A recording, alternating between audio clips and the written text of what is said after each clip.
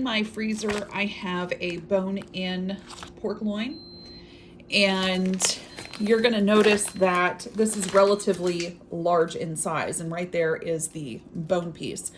I'm gonna take a knife and cut off all of this meat on the outside, put it in my crock pot with some homemade sauerkraut, and then this portion in here, I'm just gonna put in the fridge.